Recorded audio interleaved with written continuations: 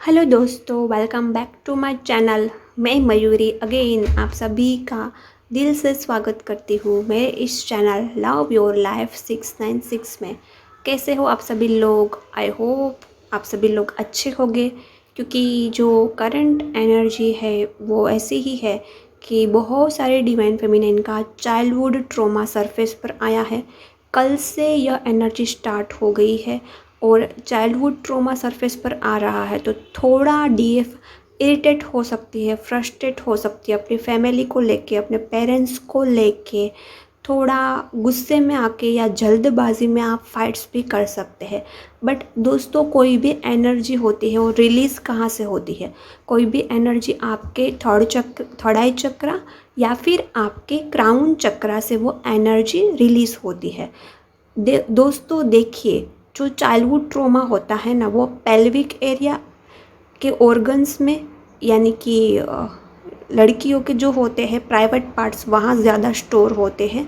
और सैक्रल चक्रा और रूट चक्रा में यह एनर्जी सबसे ज़्यादा स्टोर होती है, क्योंकि आप बहुत ज़्यादा सेंसिटिव होते हैं स्पेशली बचपन में। तो छोटी छोटी बात को लेकर आप बड़े बड़े ट्रॉमा पर ले लेते हो। लेकिन अभी तो आप इमेच्योर नहीं हो, अभी तो आप बच्चे नहीं हो, अभी तो आप मैच्योर हो गए हैं।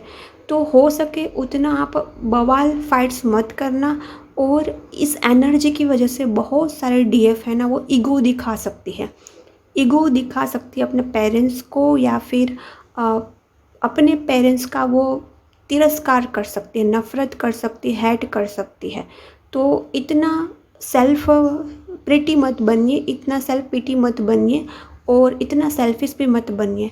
दोस्तों, मैं जानती हूँ बचपन बहुत ही स्पेशल होता है और उसमें जो ट्रॉमा मिलता है वो बहुत ही ज़्यादा, हद से ज़्यादा आपको इफ़ेक्ट करता है। लेकिन इस ट्रॉमा जो आपको सरफेस हो रहा है, वो याद आ रहा है, तो ये इस इक्लिप्स पर सारी एनर्जी रिलीज़ हुई है। इस इक्लिप्स पर आपके डीएम के साथ जो ट्रॉमा था वो भी रिलीज़ हुआ है।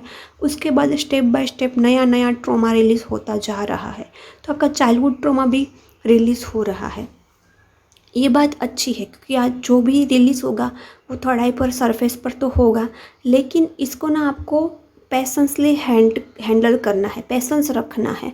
और जो ट्रॉमा बाहर आना है, या तो वो कहीं लिखना है या अकेले कमरे में जाके पड़ास निकालनी है, कहीं पीलो पर या कहीं ऐसे। मम्मी पापा के साथ फाइट्स नहीं करनी है, क्योंकि आप ना कर्मा क्रिएट कर दोगे। दूसरी बात, इस बार जो ट्रॉमा आपके सरफेस पर आ रहा है, तो वो यही होगा कि आपकी फैमिली में आपके पेरेंट्स, मदर ने आपको कंट्रोल किया, आपको फ्रीडम नहीं दी। आपको फ्रीडम चाहिए, आप फ्रीडम के लिए फ़ाइट्स करोगे। लेकिन दोस्तों, कभी कभी ना फ्रीडम के लिए फ़ाइट्स करना आपके लिए ही नुकसानकारक हो सकता है। बोलो क्यों? पता है, क्योंकि कभी कभी ना बंधन भी ज़रूरी होता है। आपके पेरेंट्स आपको कंट्रोल नहीं कर रहे, आपको सिर्फ रोक रहे हैं, टोक रहे हैं, आपको स्टॉप करा रहे हैं, क्योंकि ये समय नहीं है कि अकेले जिया जाए। आप बहुत ही भोले होते हैं, और आप कहीं, आपने किसी की लड़की की लाइफ नहीं देखी। जो लड़कियां जॉब करती हैं, जो अपने पेरेंट्स से अलग रहती है, उसका मेंटल कितना एब्यूज़ होता है, सेक्सुअली एब्यूज़ होता है।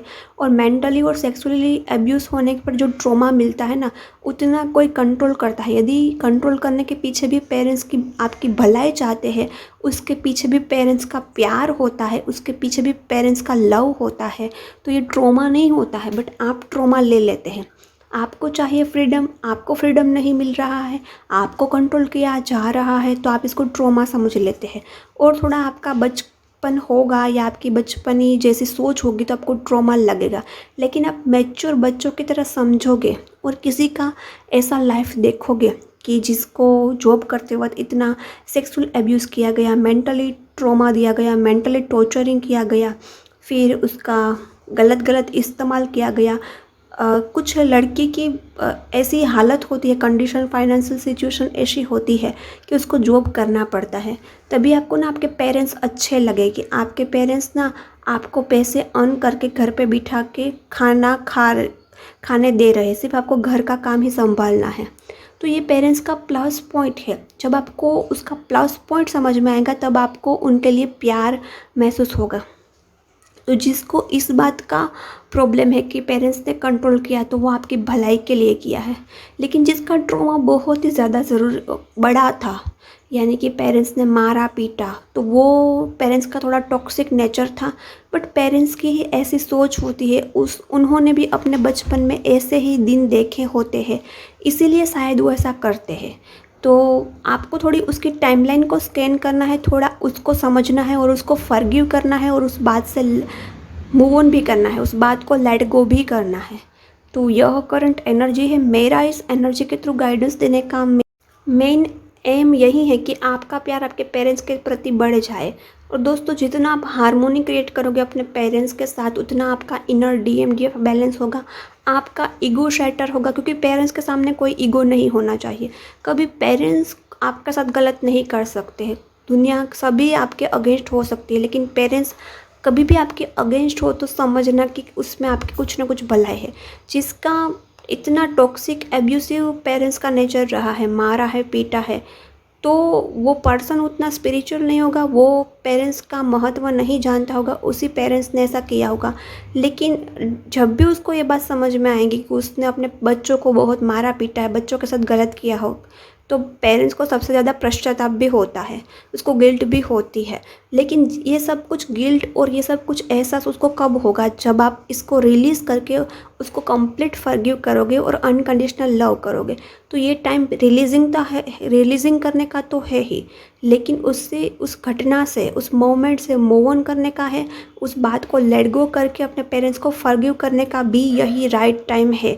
और यही राइट टाइम है अपने पेरेंट्स के साथ हार्मोनी क्रिएट करने का। जब तक आपके पेरेंट्स के साथ हार्मोनी क्रिएट नहीं होगी, तब तक आपका इनर DMDF बैलेंस नहीं होगा। और जिसका रिश्ता अपने पेरेंट्स के साथ अच्छा नहीं होता, वो कहीं और अपना रिश्ता अच्छा नहीं कर सकते। ये मैंने कहीं पढ़ा है, ये बात सही है। जो पेरेंट्स के साथ हार्मोनी क्रिएट नहीं कर सकते, वो दुनिया में आप कहीं भी घूम ले, कहीं भी जाए, फ्रेंड्स हो या ससुराल हो, वहाँ आप हार्मोनी कभी क्रिएट नहीं कर सकते। तो सबसे पहले सीखना है दोस्तों। रिश्ते सभी ऐसे होते हैं, ऐसा नहीं कि सभी रिश्ते अच्छे ही होते हैं, हर रिश्ते में प्रॉब्लम होती है, हर रिश्ते में थोड़ा कार्मिक जैसा होता है, टॉक्सिसिटी होती है, बट उसको हैंडल करना आना चाहिए और उसमें हार्मोनी क्रिएट करनी आनी चाहिए। यदि आपने ये सीख लिया तो आपको कार्मिक उतना कार्मिक नहीं लगेंगे। एक्सट्रीम लेवल का कार्मिक है उसकी बात नहीं करूँगी, लेकिन छोटे मोटे सबके इश्यू होते हैं, छोटे मोटे अब सबके अपने पर्सनल स्वभाव होते हैं, तो उसके अकॉर्डिंग आपने रहना सीख लिया तो आपका सभी के साथ हार्मोनी रहेगी। और ट्विन फ्लेम जर्नी यही सिखाती है, सभी के साथ हार्मोनी में रहना। बट जो एक्सट्रीम लेवल के टॉक्सिक है, नार्सिसिस्ट है, कार्मिक है, उनसे तो आपको डिस्टेंस रखना चाहिए। लेकिन आपको कोई रिश्ता परफेक्ट नहीं मिलेगा, कोई 100% आपकी तरह ही रहे, आपके अकॉर्डिंग ही चले, ऐसा भी इस लाइफ में नहीं होता है। तो आपको थोड़ा एडजस्ट करना पड़ता है, सामने वाला थोड़ा एडजस्ट करते हैं तभी हार्मोनी बनती है। तो वहाँ पेरेंट्स के साथ भी ऐसा ही होता है, आपको एडजस्ट करना आना चाहिए, आपको हार्मोनी क्रिएट करनी आनी चाहिए, ताकि आपका इनर DMDF बैलेंस हो और आप इस जर्नी में आगे बढ़ें। ओके, DF की एनर्जी यही है, DM की एनर्जी भी यही है। DF की जो एनर्जी है, मस्कुलिन एनर्जी के साथ फाइट्स हो रही है। DM की एनर्जी भी ऐसी है, जो उस पर पावर करते हैं, DM पर, या रुआब करते हैं उसके साथ, उसकी ना बहुत टॉक्सिक एनर्जी है और बाहर आ रही है। बाय बाय, हम मिलते हैं नेक्स्ट वीडियो में। चैनल को सब्सक्राइब कर लेना। एनर्जी रेजोनेट होती है तो कमेंट भी करना। बाय।